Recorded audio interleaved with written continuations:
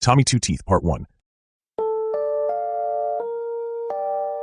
I can't believe you moved into Tommy Two Teeth's house, Rebecca said. We were standing on the sidewalk outside my house after walking home from the high school together.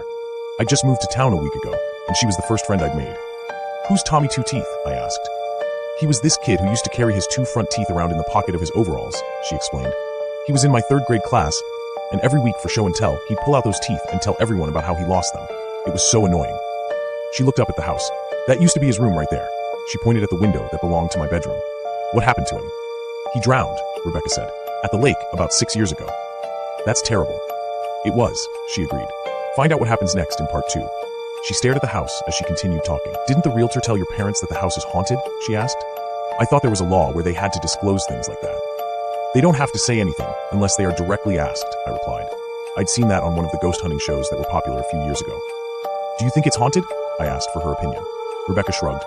I don't know. I've never been inside. Do you want to come in? I hooked my thumb over my shoulder at the house. Can't, she said quickly. I have to go over to Lloyd's house and help him study for the math test tomorrow. Lloyd was her boyfriend. If he doesn't get a passing grade, he won't be allowed to come to my party. Speaking of which, are you coming?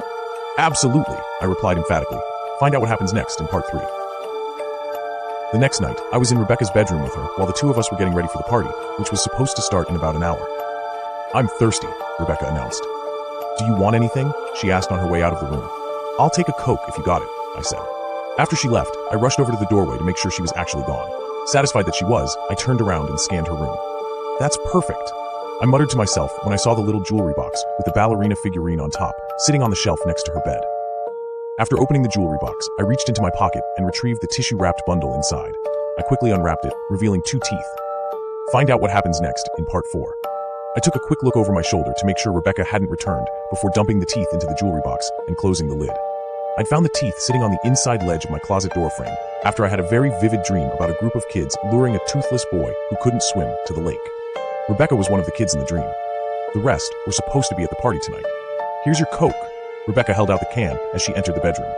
Behind her, I could see the apparition of Tommy standing in the hallway. Are you excited about tonight? She asked. I'm very excited, I smiled. Find out what happens next in part 5.